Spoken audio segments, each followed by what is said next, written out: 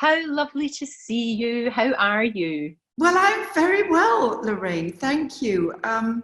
It's been an extraordinary journey for all of us the last 3 months. I mean, extraordinary, unlike anything that any of us have ever experienced. And in particular, I've been thinking about the young people, the people between the ages of 16 and 26, just about to launch out on their lives. And suddenly they're confronted with this, but they will be a very specific generation, I think. I think they're going to be a really interesting generation. Well, they are already, but I think this experience is going to be very formative for them. I agree. I mean, my daughter's just turned 26 and it's exactly the same. I think it will be the making of them in some ways. I think so. Absolutely.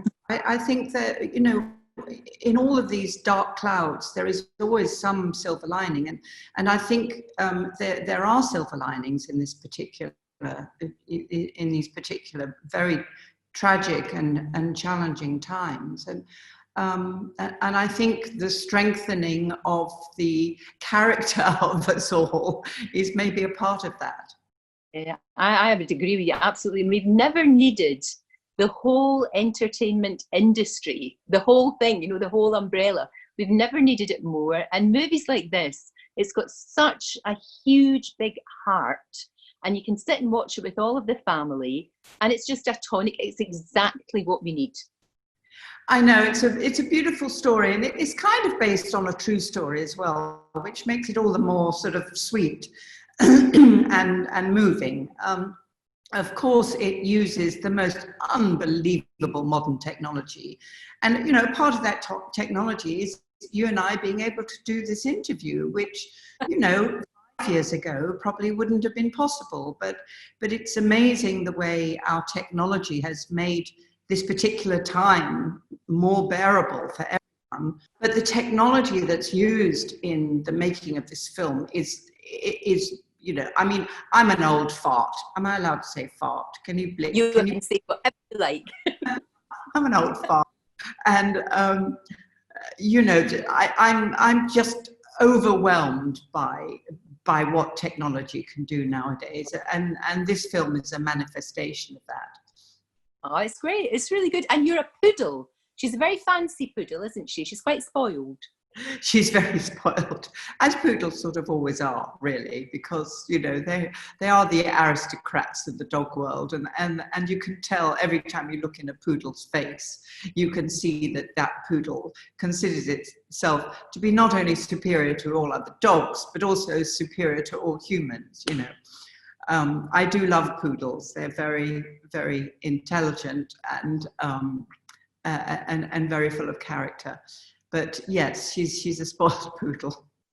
But it's a lovely story. Now, did you do it before all of this? Because I guess with COVID, it's been kind of, the fact is we won't be able to see it in the movies, but we can see it on Disney Plus, which actually means I think more people will be able to see it.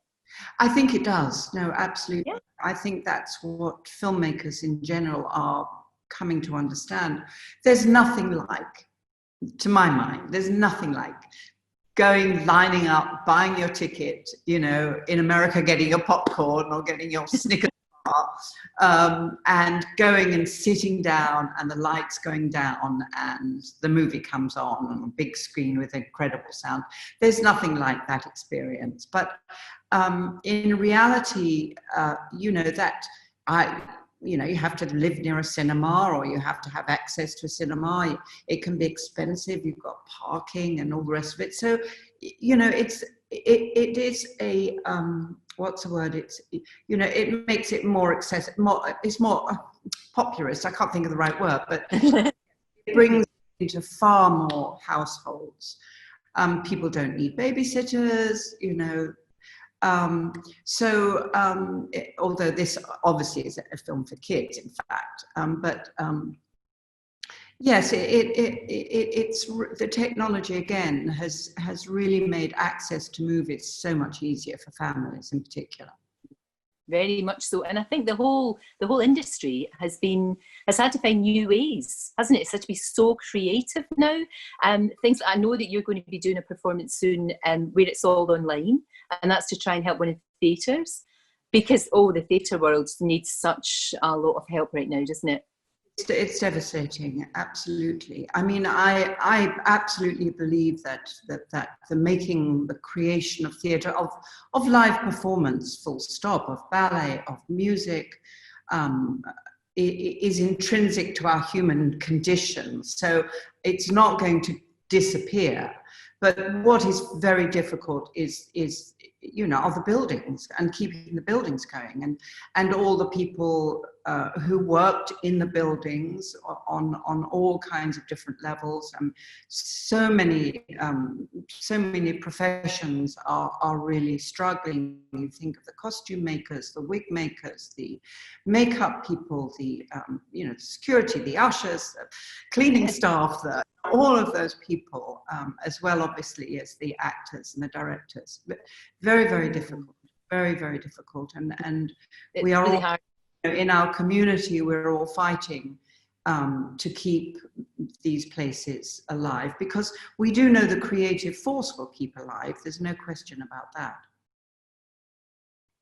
For sure. And like I was saying, people are finding different ways to create music and to create all sorts of forms of art, and things like music, so important, because I know you did something online as well. It was with the Israeli Philharmonic, I believe, and it's incredible what you can do. And I've been listening to music that I love from a way back, and I'm finding it very, very comforting, actually. That's interesting. Yes, and again, the live orchestras, the philharmonics,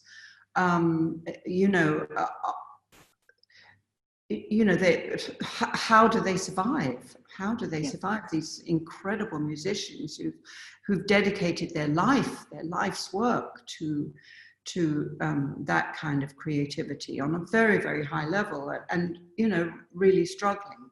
So, but thanks to this incredible technology, I know, you can experience it and enjoy it. I know, it's amazing actually what you can do now, because we've been able to do our show. I've been able to still keep the show going because I can actually talk to people in their houses. And congratulations on that. That's really great. And I think the feeling of continuity is incredibly important for people. That they don't feel the whole world has fallen apart. So people being able to see your smiling face on their screens, I'm sure is very, very important. That sort of sense of, oh, everything's okay because Lorraine's still here.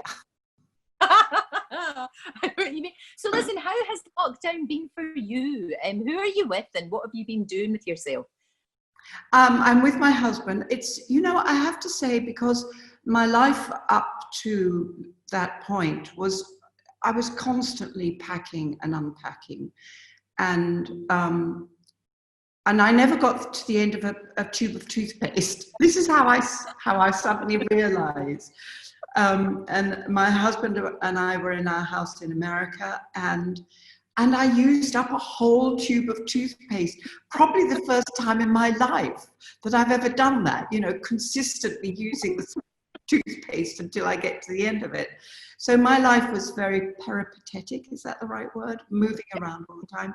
So it was fabulous just to be at home, talk about what we were going to have for dinner tonight. There was a lot of cooking going on, exercise, to know that you've got the day, you can, plan, put an hour's exercise into the day. Then we learned Italian. We had Italian lessons at night, the two of us. So, it was pretty cool. And for me, I cannot, I think for families with young children having to homeschool, oh my God, so difficult, so difficult. On the other hand, kind of great for the kids to be able to be with their parents, to be at home, maybe, I don't know. But I think great difficulties around that. I think there's you've always got to find the positive and some glimmers of light. And the time that I've had with my daughter, I wouldn't have had that. And probably the time that you've had husband. You wouldn't have had that normally because you're always, like you said, you're always so busy. Yes, exactly. No, you wouldn't have had that time with your daughter. No. And it's been fantastic. Now look, you are an amazing lady, but I didn't know that you could frighten bears. Apparently we're told over here where you are in the US, a bear, how rude, came into your garden and you had to tell it to go away. I did, I shouted at it. I actually said bad bear. I said naughty bear. Naughty bear, what are you doing? I see a bear, and finally I did. I was so excited, actually. And actually, I was rather cross. I wish I hadn't shouted naughty bear at him, because I would have really enjoyed watching him for a little while. He was after my... Of course, because you were putting out birdie food. Because it sounds, and you were also saying that you were doing a bit of gardening as well. Now, isn't gardening underrated? It is so good for the soul. It's good. You physically, you're outside, and also it's good for your head. It's just wonderful. I discovered gardening quite early in my life, and I'm a terrible gardener, actually, but I love it, and I love reading gardening books and fascinated by what sort of soil peonies need, and you know, the amount of light that a geranium needs in the day, and but as you say, it's meditative. At the same time, it's very physical. You know, you're constantly bending, hauling, cutting, lifting, you know. It's tragic because you're great emotional commitment to things that then, you know, are struggling. So it's very emotional. And very good, you know, good for the mind. And also, I think, good for understanding there is a different tempo. You know, nature works at a different tempo from us. It does. No, you're right. That's absolutely right. It really is. Are you missing anything in particular with lockdown? Is there anything? Because a lot of people say it's not big things that they're missing. It's just sort of little things, like being able to go for a cup of tea with your pals. I love sitting at a bar with a cocktail in my hand and the buzz of a bar around me. I just love that, you know. And I do miss that somewhat, that sort of, and being in a restaurant full of people all talking and chatting, and your first lovely glass of wine arrives, it's all about alcohol, you notice. So I miss that sort of community experience, and hugely miss being able to go to the theatre. Because I love, well, I don't love doing theatre, but you know, I do theatre, but I love going to the theatre as an audience, and I miss that terribly. It's that thing of just things that we took for granted before, that you could just go to a museum, or you could just go to the theatre, or you could just get a bus and do something, and you know, on the underground, yeah, just be with people. And that's tough, but you know, it's interesting how deeply that is a part of our human experience, is to be with other human beings, and how much actually that's important to us all. Yeah, no, very, very much. So we've learned a lot. I hope we hang on to some sort of sense of community, and I hope we hang on to the fact that, and I know you have done this, just to salute the NHS and everybody on the front line who have been remarkable, and we can't say it enough. They've just been amazing, and we now know who are the really, really important people in life, that's for sure. We should have known it before. Yes. We should have known it before. And every time the nurses' pay comes up in Parliament, there's always a million excuses. Yeah. Why not to give them a pay rise, or not to give them a sufficient pay rise. I really hope that this has taught us all a lesson, and when those pay rises come, we hand it over with open hearts and just with a huge thank you. Absolutely. Because people are dedicated, they get taken advantage of, you know, because we all know that they won't strike, you know, so you know, we've allowed ourselves to really not give them the recognition that they should always have had. that, incidentally. I think that'll change. I think things will change. I think people. I hope that people have got better, because you know we have to have something good coming out of this, don't we? We do. As well as good films, as well as good movies, and it'll be lovely for you as well to get back onto a movie set at some point. Yes, yes, they, you know, they are thinking it will, until there's a vaccine, it will require very stringent protocols. Sure. But all of the industry are at the moment thinking about ways to do that. It's live theatre that I really am concerned about, because until there's a vaccine, I think that's very difficult. We just have to watch it online, and please support theatres how and when you can. You know, there are fundraisers online for theatres, and often you get entertainment in Brilliant. You know, It's absolutely brilliant. It will really help the theatres. You're right. Thank you. And thank you so much. As always, it is a joy to talk to you. You look absolutely beautiful. So effortless. I always think about you, it's effortlessly elegant. You always look effortlessly elegant. Beautiful.